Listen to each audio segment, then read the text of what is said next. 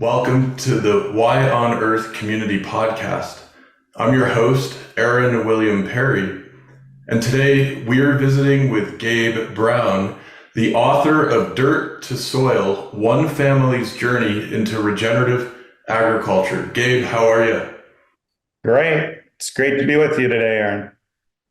Yeah, I'm really looking forward to our discussion, especially given the extraordinary work you're doing in the regenerative agriculture arena, and also the fact that your book, Dirt to Soil, was published by our good friends at Chelsea Green Publishing. Yes. Gabe Brown is one of the pioneers of the current soil health movement, which focuses on the regeneration of natural resources. Gabe is a partner and board member at Regenerative and serves as the public face of the company. He is a founding partner in Understanding Ag LLC and a founder and instructor for the nonprofit Soil Health Academy, which focuses on teaching others the power and importance of healthy, functioning ecosystems. He authored the best-selling book, Dirt to Soil, and he and his wife, Shelly, founded Brown's Ranch, a diversified 6,000-acre farm and ranch near Bismarck, North Dakota, which is now managed by their son, Paul, and his wife, Jazmin. Gabe and the family's ranch have received many forms of recognition for their work, including the prestigious Heinz Award for the Environment, the Growing Green Award from the Natural Resource Defense Council, an Environmental Stewardship Award from the National Cattlemen's Beef Association, and the Zero Till Producer of the Year Award, to name just a few. Over 2,000 people visit the Browns Ranch annually to see this unique operation, and they have had visitors from all 50 states and 31 foreign countries at least. Gabe holds degrees in agricultural economics and animal science. And as I understand it, Gabe, the National No-Till Association also has designated you as one of the 25 most influential agricultural leaders in the United States. And of course, not only do you spend a lot of time and have you spent a lot of time on the ground, as it were, with the soil and the animals and the crops you're working with, but you also do a ton of teaching and also a lot of public speaking on the record for policymakers, including at the national level in Washington, D.C. Is that right? That's correct, although I try and stay out of Washington as much as possible. Yeah, I imagine so. Well, it's just tremendous to have this opportunity to visit with you. And, I wanted to start first by showing our video audience the book, Dirt to Soil. What a beautiful book, in the middle of which are some absolutely wonderful color photos that our friends at Chelsea Green Publishing put together with Gabe. And in the book, you talk very openly and candidly about your own journey toward regenerative agriculture as a farmer and rancher. And tell you what, based on reading this, I see that that wasn't necessarily a predestined outcome through your childhood and early adult years, was it? No, it wasn't. I tell people that I learned to farm in what many consider, quote unquote, the conventional manner, but then through a series of natural disasters over 4 years, of 3 years of hail and a year of drought, I was awakened, so to speak, and became aware of really trying to work with nature instead of against her. And I tell people that those 4 years were extremely difficult to live through, but they were absolutely the best thing that could have happened to my wife and I, because it sent us on this journey of how to change dirt into soil. Yeah, it was really, really remarkable seeing that part in the book. I want to ask you, if you would, to frame for our audience the big picture here. What's going on with the conventional ag side of things and what's going on that's different with the regenerative ag side of things, and why does it matter whether we're doing one or the other? Mm-hmm. Great question. And to sum it up briefly, I would put it this way. The conventional model that's being used in production agriculture today was dictated by consumers and by policymakers. The consumers, through their spending, through their buying dollar, dictated to farmers and ranchers that they wanted an abundant supply of food. Okay. Policymakers, seeing that, made the policy that ensures, to what extent they can, that we have that abundant supply of food at a low price. Now, that all sounds well and good, but take a look at what's happened and occurred as a result of that. I mean, I have the good fortune, I'm on hundreds of farms and ranches every year all over the world. And I tell people I have never, ever stood on a single one, including my own, that's not degraded. We are all farming and ranching degraded resources, okay? And it's happening so slowly that many people don't even recognize it. But to give you this as an example, Understanding Ag is consulting on over 34 million acres across North America, England, Ireland. And I don't care what farm or ranch I stand on, approximately from 50 to 75% of the carbon that was once in those soils is now gone. It's in the atmosphere, very degraded. Land where we could, decades ago, centuries ago, that could easily have infiltrated 20 or more inches of rainfall per hour, now can't even infiltrate a half of an inch of rainfall per hour. So what this production model has led to is soil now being used more or less as a medium to hold a plant upright. Water is running off the landscape instead of infiltrating into the soil and then being able to be held there, stored via the carbon in the soil. This has led to lower resiliency. It's led to more desertification, which has altered weather patterns. Water is now a major issue, water scarcity in much of the US and in other countries. And then something that many, many do not want to talk about, but we see it, the nutrient density of the food that we're producing today is a fraction of what it once was. And this is leading, many aren't going to believe this, but it's true. This is helping to compound the problems that we're seeing with human health. And, you look today, the incidences of ADHD, Alzheimer's, Parkinson's, autoimmune diseases, cancer, it's just exploding. Now, is agriculture to blame for all that? No, definitely not. Is agriculture to blame for a part of it? Absolutely. So I think what we're seeing is this degradation on many fronts that need to be addressed. But the beautiful thing, Aaron, is that regenerative agriculture can, at least in part, be the answer to many of these concerns that we're seeing. And so that's what I spend the majority of my time doing now, is educating others as to how regenerative agriculture can be that conduit. I like to call it common ground for common good. Let's come together and, come together as a society and change production agriculture for the better.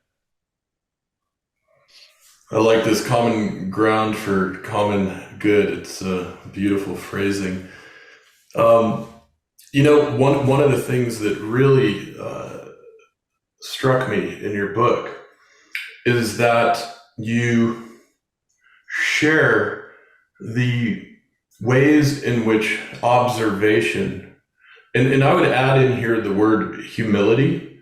And I think you voiced that in the book, of nature's own intelligence. The observation of nature's own intelligence has allowed you to understand methods, practices, opportunities in a different way than the sort of reductionist scientific management paradigm coming out of the early 1900s, mid 1900s, have generally had us thinking about agricultural management over the last several decades. Can you speak to that a bit and maybe compare and contrast these two very different ways of seeing and understanding?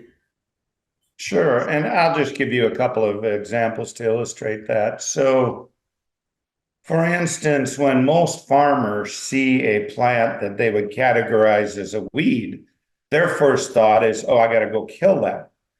My first thought is, okay, what is nature trying to tell me? Because if you study these forb species, and I'll use the word forb instead of a weed, what they're really doing is they're indicative of something that's needed. Okay. Perhaps it's bare soil. So there's species of these forbs that show up to cover the soil. Perhaps there's a lack of aggregation. There's certain grass species that show up in order to help build soil aggregates to improve water infiltration. There's other species that show up to cycle certain nutrients. Okay, we need to understand what nature is trying to tell us. If we have insects showing up that are pests, what they're really telling us is that there are sick plants, because insects will only feed on the weak. That's the way nature functions. All right, the weak are preyed on first. So why do we have that outbreak of those pest species? Okay, what isn't being provided to the crop, that's making it susceptible to these pests? We have to look and observe in order to understand these things. Yeah, it's really a tremendously different way of looking at things than the kind of conventional narrow scientific approach saying, hey, you got this issue, apply this chemical, or what have you. But then we need to take it a step further. What if we apply that chemical? What are the compounding negative effects that will occur because we applied that chemical? I'll never forget, Aaron, back in 2011, I was attending a session at No Till on the Plains in Salina, Kansas, and Dr. Jonathan Lundgren, world famous entomologist, was speaking. And I'll never forget what he said. For every insect species that's a pest, there's 1,700 that are either beneficial or neutral, meaning they won't help you or hurt you. But here we are, the hubris of mankind, right? We think we know what's best. Let's kill that pest. But that pesticide is not specific to an individual species. So you're killing all these pests and all these insects, and it's those other insects that are the predator insects, the pollinator insects, and it has all these negative effects. So 1,700 for every one, 1,700 species of beneficial insects, pollinators, etc., for every one that we might identify as a pest. That's right. Yeah. Amazing. And I'll never forget when he said that, because I'm like, of course, that's how nature is. And think of it this way. Okay. Just imagine in your mind, the Serengeti Plains in Africa. What are there more of? Is there more gazelles and zebras and all those species, or is there more lions and cheetahs, right? So there's very, very few of those that are going to cause any issues, correct? So we need to think of it that way. We need to understand nature is always self-organizing, self-regulating, self-healing. Our problem is we want to get in our way. Yeah. Yeah.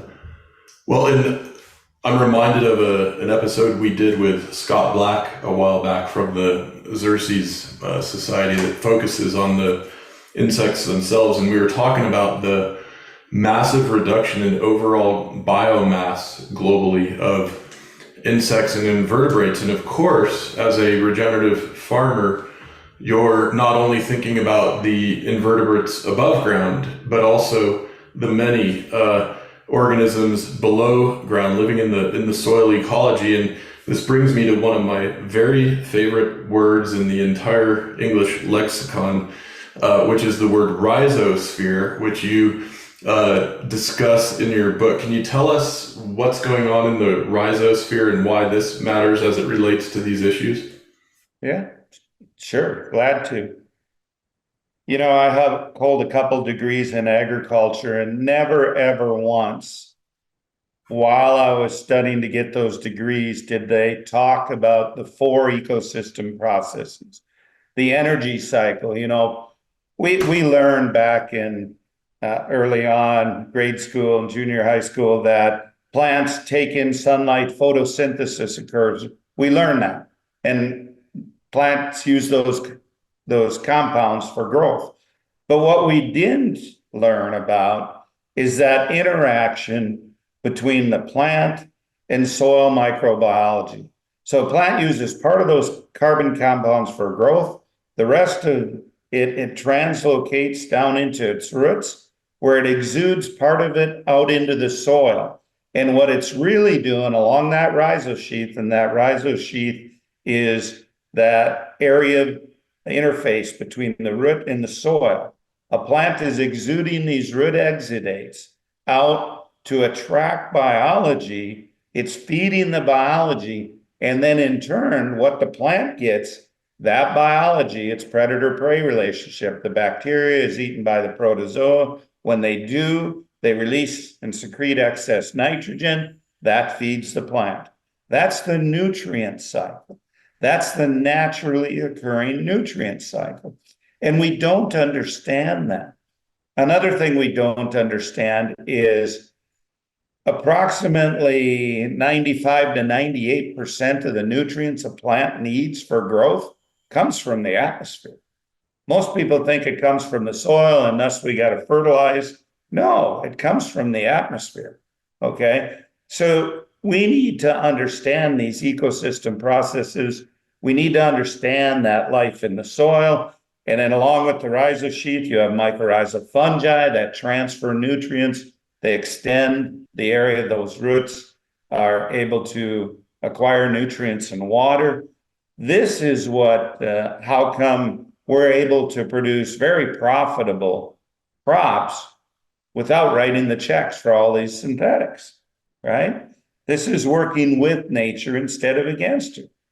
You know, it's simply how soil functions. The other thing I have to mention that occurs along that rhizosheath is the formation of soil aggregates. And a soil aggregate is simply sand, silt, and clay held together by biotic glues. And I can't tell you how many farms or ranches I've been on, and I hear, oh, but Gabe, you don't understand. My soil's like that. Well, I'm sorry, I understand. Soil is sand, silt, and clay held together by biotic glues. I really don't care what fraction of each you have. The principles are the same. And those soil aggregates only last approximately 4 weeks. And then biology consumes the glues that hold them together. So you've got to have living plants secreting these root exudates in order to build aggregation. So when people cannot, when soils cannot infiltrate water, it's a lack of soil aggregation. It's a lack of understanding these principles. The beautiful thing, though, Aaron, is we can fix this. I tell people this isn't rocket science. It's simply how nature functions. I love this. We have had a couple of other notable soil experts on the podcast, Dr. Elaine Ingham and Helen Atto, Helen being another Chelsea Green author, speaking about all of this incredible activity going on in the soil at the root zone, the rhizosphere. And I want to ask you to explain in your words, if the bulk of the building blocks, so to speak, that plants need come from atmosphere, why does it matter so much what's going on with the soil and the condition of the soil? Mm-hmm. Great question. And why it matters is there's all these micronutrients, and most importantly, there's these phytochemical compounds.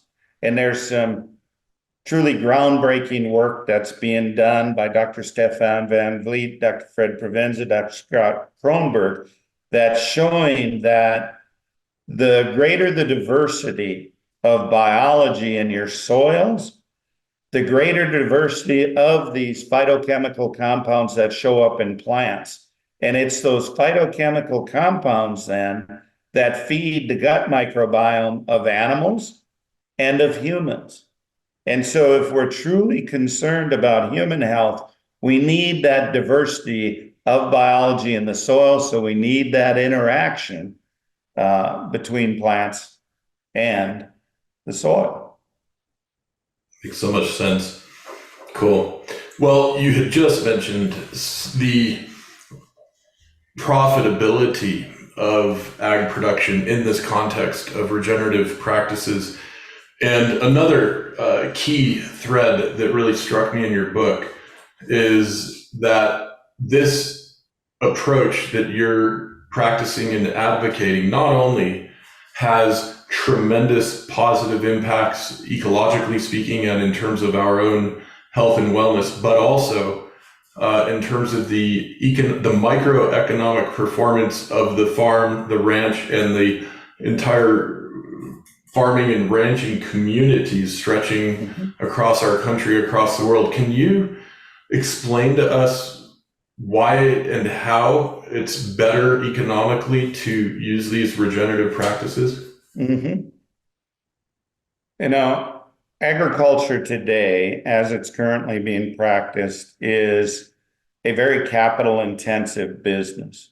The majority of farmers and ranchers put their entire livelihood at risk every year in order to put a crop in the ground. They borrow large amounts of capital in order to secure the inputs to do so. Okay. But what inputs are they buying? Right? Often it's fertilizers, herbicides, pesticides, fungicides, fuel, etc. By working with nature, we drastically reduce those. If I may, Aaron, give you an example. So, young farmer who lives here in North Dakota reached out to me in the fall of 2018. They all rented land, farming just about 5,000 acres, highly leveraged, had already started going down the no-till path, but wanted to learn about regenerative agriculture because input costs were just too high. So the first thing I helped him do was educate. He attended a soil health academy. He began learning the 6 principles of soil health, the 3 rules of adaptive stewardship, the 4 ecosystem processes. And then he became very intentional. We helped him develop a plan. He has diverse crop rotation. Okay. But how do you maximize solar energy collection? Because we need to take as much of that carbon out of the atmosphere, put it in the soil, feed biology. So he literally would spend the afternoon and evening combining, harvesting a crop. The very next morning, he would be in that same field with the drill, seeding a cover crop. And this is in North Dakota, where we only have approximately 110, 100 to 120 frost-free days a year. But you can plant cold-tolerant species that can put up with some frost. We then systematically started to reduce his synthetic inputs, okay? So 2019 was the first year. So fast forward 5 years later, 4+ years later, what has happened? He's reduced his synthetic fertility from 40 to 60%, depending on which particular cash crop he's growing. That's significant savings. He's reduced his herbicide costs well over 50%. He's reduced his pesticide 100%, his fungicide 100%. His past 2 years were the two most profitable years he's ever had. He stopped by my house here last month, just excited as can be. He paid cash for 320 acres of farmland. And he said, Gabe, I could never do that if I hadn't gone down the regenerative path. That's an amazing story, but it's one, quite frankly, we hear quite often. Because the goal is, okay, it's not about increasing yield. The production model today is all about yield, yield, yield, pounds, pounds, pounds, if you're in past proteins, okay? But the important thing for farmers and ranchers, we have to reduce that cost of production, okay? I mentioned it on our ranch, we grow corn. I haven't used a single pound of any type of synthetic fertility since 2007, okay? Since 2008 on, my average cost to produce a bushel of corn, all in, including land costs, labor, equipment, seed, $1.44 a bushel, okay? Corn can drop to $3 a bushel, I'm still doubling my money. But average cost to produce a bushel of corn right now across the US is over $5, okay? Who's going to be the last person standing, right? So Dr. Jonathan Lundgren, I mentioned him earlier, he and his team did some research on regenerative farms and ranches. What they found, regenerative farms and ranchers have a 76% greater profitability. 76%. That's huge. That's enough to get anybody to change. Who doesn't want to be 76% more profitable? Now, that's not going to happen overnight. It takes intent. It takes an understanding. You have to educate yourself. But the beautiful thing is, it's not rocket science. Yeah, I absolutely love it. And so your organizations, Understanding Ag, Soil Health Academy, and Regenerative, are all contributing in different ways to this process of educating and way showing really around the methodologies and practices that result in these incredible changes. Yeah, that's right. Years ago, Ray Archuleta, Dr. Alan Williams, and David Brandt, myself, founded Understanding Ag, which is a consulting company, because we understood that farmers and ranchers cannot implement what they do not know. Okay, I didn't know these things. I had to learn them. I tell people the good Lord had to slap me 3 times with hail and once with drought before I understood. Okay. But we felt it incumbent on us to share our knowledge and to help guide farmers down this path. Okay, we formed Soil Health Academy. That's a 501c3 nonprofit. That's our educational arm, because we really think what's holding people back from success is a lack of understanding. And I use this as an example of that. Oftentimes farmers, ranchers, they have this carrot dangled in front of them through a number of government agencies, programs, even private programs. Oh, if you'll go seed a waterway, we'll pay you this amount. If you will practice strip till, we'll pay you this amount for like 3 years. But then what they found is that long-term adoption from that is only between 8 and 12%. Very, very low. Not a wise use of taxpayer and private dollars, right? Whereas what we found, if we're able to educate and guide people down this path, our success at Understanding Ag in moving people down the regenerative path is over 90%. That's a huge difference, and it all comes back to education and understanding. And then the third company, which my partners and I helped to build, is called Regenerative. And Regenerative is a verification certification company that is validating what farmers and ranchers are doing on their land. And our goal there is, we saw a lot of greenwashing taking place where companies are saying they're sourcing regeneratively grown and raised goods. And we're going, that's not regenerative, not in our book, not by nature's principles, it's not. And how do consumers gain the confidence that what they're buying? And remember, talked about it earlier, this current production model that's prevalent today, that was driven by consumer demand. Well, how do we educate consumers so they can drive change on the land, thus not only doing what's right ecologically, not only doing what's right for their own health by purchasing food higher in nutrient density, but also putting more profitability back in farmers and ranchers' pockets. So that's what Regenerative is. And Regenerative's working with supply chains to verify the commodities and products that are being grown and raised on these farms.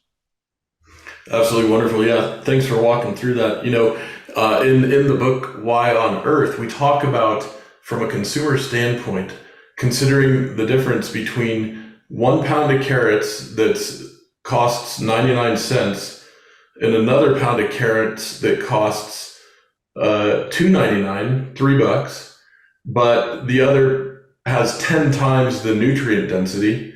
Which is the better deal? And yeah, it's obvious. Look at our healthcare costs have soared. It's exorbitant now.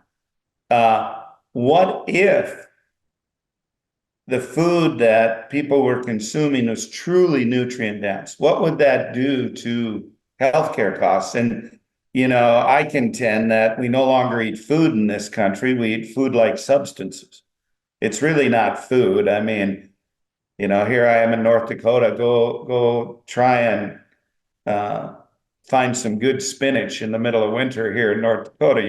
It's all you're eating is cardboard, right? It just, we've lost that health of the soil, and it's negatively affected the nutrients in the foods that we eat. Well, I want to drill into this a little more, because from our perspective, the third party certification is a really key ingredient in this equation with consumers. And we've had Mark Retzloff on, who's done a lot of work on the consumer interface side of things in the organics movement. And I'm curious, from your perspective, what's needed to help further scale and substantially scale not only consumer awareness, but changes in consumer purchasing patterns to get regenerative as the predominant methodology we see nationwide? Mm-hmm. Great question. And what's needed is a combination of awareness. Yeah. And you need awareness from the farmer and rancher, why they should change. Okay, I just explained to you the profitability aspect, but there's also much more than that. It's the farmer and rancher who are driving the ecosystem change on the land. The consumers need to do it for their health, right? That if not their health, the health of their children and grandchildren. But then it's the supply chains that we also have to get on board. And right now, a lot of companies, they have made statements that, they're converting their supply chain regenerative. They have these ESG concerns, the social and the governance. And what we're finding is that, as I explained earlier, regenerative agriculture is that common ground for common good. So I don't care where your interest lies. From a farmer and rancher standpoint, it's going to be on profitability. From a consumer standpoint, it's going to be on human health. From the supply chain perspective, they want a consistent supply of high quality product. And they also want to meet their ESG concerns. So why can't we all come together, common ground, common good, address all of that? Yep, that's brilliant. Well, I got to ask too, you earlier had mentioned and have reiterated that we've gotten to where we are based on the dictates of consumer demand on the one hand and policy making on the other. I've been fascinated myself by the intersection of Cold War, geopolitical strategy, global strategy in our country, and domestic ag policy since 1950s onward. We don't necessarily need to dive down that rabbit hole, but I'm really curious from your perspective, having spent some time in DC, God bless you, what's needed, what's working, what's a source of hope in the sausage making process of policy making, and what are the major barriers and challenges that we still have in front of us? Yeah, great question. What's working is we're seeing an increased awareness. Okay. I tell people I've been in this space a long time. No, it wasn't called regenerative agriculture. And I don't care what you call it, as long as we're doing what's right for the ecosystem, for society. But I've seen more positive change the past 3 years than I did the previous 25 years combined. That's a good thing. And we're seeing it. You know, you can't hardly pick up a farm publication without the words regenerative. You know, everything's regenerative nowadays.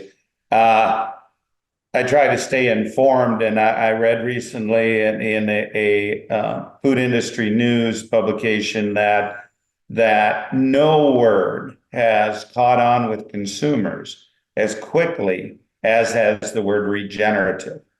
You know, we all want to be regenerative.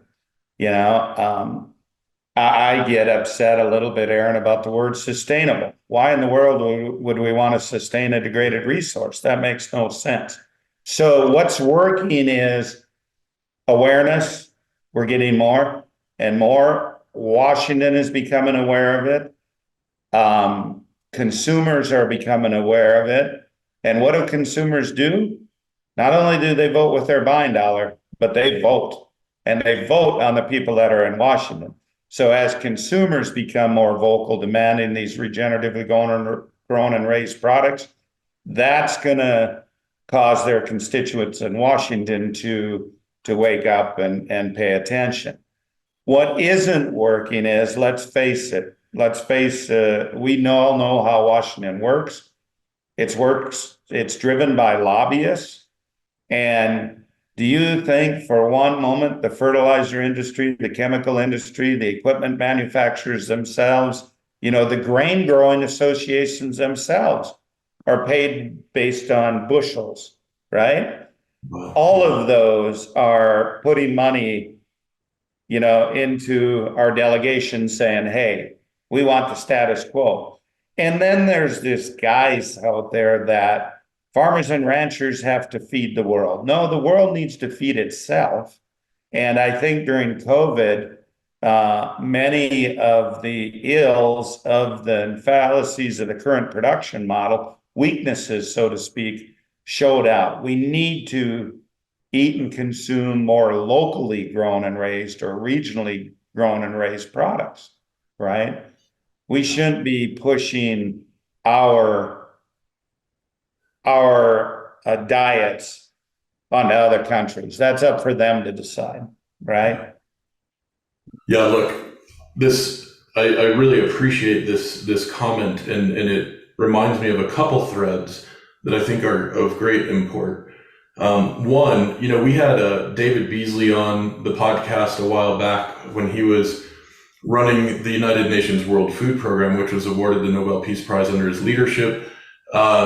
The compounding challenges of COVID doubled essentially the number of our fellow humans worldwide on the verge of starvation. And certainly from a humanitarian standpoint, being able to respond and help where that kind of help is needed is a particular type of ethical question. On the other hand, this need worldwide of empowering local-based, resilient, deeply rooted regenerative practices, to me, connects directly also with the observation that 1/3 of the food we're growing worldwide spoils, does not get to a person. And so, I think there's a lot of myth making out there with various interest groups. And one of the things a lot of us probably need to learn a little more about, keeping our eyes open, is we have a super abundance of food worldwide currently. We do. Last statistics I had were from a couple of years ago. We produced enough food to feed about 11.3 billion people. Okay. We just have, just over 8 billion people. There's plenty of food available. I contend the issue is it's not local, regional enough. And then you get on a worldwide scale, you look at the acres of desertification. Yeah. Okay. The deserts that we see today were not always deserts. I stood in the Chihuahuan Desert of Mexico. You can see where at one time the carbon level is 4 feet deep. That was once a vast grassland. Mankind's actions desertified that. You look at the southwestern US, mankind's actions caused that desert to appear, right? So there's plenty of opportunities. The other thing I have to say, and I often get asked this, Aaron, is, yeah, Gabe, but we can't feed the world if farmers all go down the regenerative path. And I said, okay, let's talk about that a little bit. I grow wheat, my neighbor grows wheat. Our yields are comparable. Let's give him a few bushels more advantage, okay? But then after I'm done harvesting wheat, after he's done harvesting his, it just sits idle. What do? I plant a cover crop. Then I graze my grass-finished beef. Then I graze my grass-finished lamb. Then we run our pastured laying hens across it. And the bees are making honey from the flowers on that cover crop. Who's producing more nutrients to feed people per acre? It's not even close. It's not even close. So I would contend that the current production model is going to drive food hunger much, much faster than compared to a regenerative model. Mm-hmm. Yeah, thank you for pointing that out and describing for us a little more what your practices look like. It's beautiful. I can just picture the animals and the bees and the poultry, the hens cruising around. Fabulous. And your discussion of the deserts is reminding me of John Liu's work in parts of the world that have actually begun restoring from desert back to fertile and regenerative conditions. And of course, you've been featured in some really important documentaries with Finian Makepeace, Lauren Tucker, Kiss the Ground, etc. And I want to tease you a little about your celebrity status, but before doing that, let me remind our audience, this is the Why on Earth Community Podcast. I'm your host, Aaron William Perry. Today, we're visiting with Gabe Brown, the author of Dirt to Soil, another wonderful Chelsea Green Publishing publication. And I want to be sure to mention, you can connect with Gabe and his teams and their work at understandingag.com, soilhealthacademy.org, regenerative.com, and you can also go to chelseagreen.com to get a copy of Dirt to Soil. Of course, for our audience, you can use the code YOE35 to get an exclusive 35% discount on the book if you'd like. Want to give a quick shout out to several of our friends and partners who make our Why on Earth Community Podcast series possible, along with the rest of our Regeneration Renaissance projects and programming. This includes, of course, Chelsea Green Publishing, Waylay Waters, the biodynamically grown hemp-infused aromatherapy soaking salts, profitable purpose consulting, helping businesses transition to the B certified status and maintain that status, Earth Coast Productions, producing all of our podcasts and other media resources along with those of many other companies and organizations, Patagonia, Dr. Bronner's, and of course, want to give a huge shout out to our growing global ambassador network and everybody who has joined our monthly giving program. If you haven't yet joined and you'd like to make a monthly donation to support this work, you can go to whyonearth.org and click on the support button and select any level that works great for you. If you do the $33 level per month, we will send you a monthly shipment of the Waylay Water soaking salt as a thank you and as a way to enhance your own health and wellness practices. And you can also, if you'd like, go to Patreon, Why on Earth community there at Patreon to engage and support and get a bunch of additional goodies and offerings we've made available to you there at several different tiers. And of course, for our ambassador network in particular, we have a number of additional offerings that includes our behind the scenes segments with our podcast guests, which Gabe and I will be doing in a bit after our main interview here. And if you'd like to join the ambassador network and have access to those additional resources, just go to whyonearth.org and go to the page, become an ambassador, and you can start your journey there. And so a huge thanks to everybody helping to make this regenerative renaissance widespread across our planet.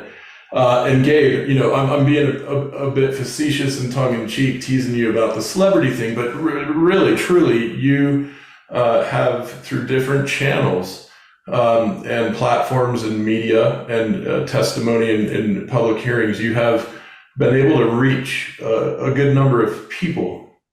And I'm curious. I want to ask you, first of all, how does that make you feel as a person? Having your voice out there and amplified in some arenas. And secondly, is the celebrity thing all it's cracked up to be? I got to ask you that. Celebrity. I would let my wife answer that one. She will tell you. She keeps me very well grounded. I never ever look at it that way. Those who know me know that I'm doing this because I really think God showed me something during those 4 years of hail and drought. And I made a promise to him that I would spend the rest of my life trying to help others if he saw me through it. And obviously, the one thing that wasn't in the book but I think it's important I'm noting is that at the end of the fourth year of disasters, my wife and I were $1.5 million in debt, which was a lot of money in 1998 for a young family. And within a matter of literally 15 years, we were debt free. So the turnaround was very quickly once we went down this regenerative path. And I'm very thankful to that. The other thing I'm thankful for is God gave me a big mouth. And I am not afraid. My partners in business will tell you, you don't have to worry about ever asking Gabe Brown what he thinks, because he's going to tell you, right, wrong, or otherwise. And I really think that was a gift God gave me to share with people. And I keep very well grounded. I in no way think of myself as a celebrity. I'm simply sharing my story because I know the difference regenerative ag made to me and my family. And I want others to share in that and have that joy also. Yeah. Oh, beautifully said. Well, one of the things that really struck my heart reading your book is the way you're talking about your faith and experience going through challenging times and emerging out of those. And I wanted to share reading the quote from the very end of your conclusion. And in the conclusion, you're quoting scripture. You're really sharing quite a bit about the faith side of this for you, and want to ask you about that generally. And maybe we'll talk even more about it in our behind the scenes segment. But you land on this inspiring sentence. You say to the reader, to the audience, you say, God created you. Do something. What do you mean by that? Can you unpack that for us? Yeah. And where that come from, right prior to that, I closed the book by telling about, and you asked about this celebrity status. I put my phone number out there. I put my email out there. People are surprised that they'll call Gabe Brown, he'll pick up the phone and answer. But I just want to help people. And I tell the story about how I was out seeding in the tractor, phone rang, I answered it, and it was a lady who, inner city Detroit. And all she was concerned about was, how do I produce food for the children in her neighborhood? And so there was some abandoned lots there, and she wanted to know how she could turn them into a garden. I shut my tractor off, and we talked for considerable length of time. And I so wish I would have wrote her name down. I didn't have a pen in the tractor with me, but here is a lady. How do you not try and help someone who wants to feed children in her neighborhood? She is doing something. So just going off of her, I just wanted everybody can make a difference. You can make a difference in your own life, your family's life, your school system. I mean, you look at what a lot of these schools are feeding our children.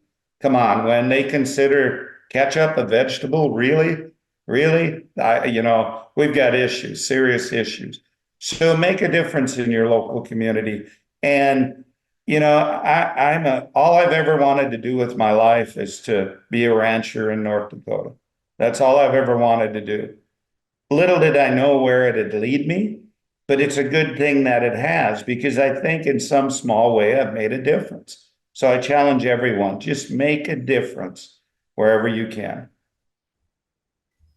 Absolutely beautiful, and probably a perfect note for us to land on. And Gabe, of course, I want to give you the floor if there's anything else you'd like to share with our audience before we wrap up. But on behalf of the Y on Earth community and our listening audience, thank you so much for visiting with us today. Well, thank you. It's been a real pleasure, Aaron. And thank you to everyone out there for all of your work in trying to move regenerative agriculture forward. Take care, my friend. Thank you. The Y on Earth Community Stewardship and Sustainability podcast series is hosted by Aaron William Perry, author, thought leader, and executive consultant. The podcast and video recordings are made possible by the generous support of people like you. To sign up as a daily, weekly, or monthly supporter, please visit yonearth.org/support. Support packages start at just $1 per month. The podcast series is also sponsored by several corporate and organization sponsors. You can get discounts on their products and services using the code YONEARTH, all one word with a Y. These sponsors are listed on the yonearth.org/support page. If you found this particular podcast episode especially insightful, informative, or inspiring, please pass it on and share it with a friend whom you think will also enjoy it. Thank you for tuning in. Thank you for your support. And thank you for being a part of the Y on Earth community.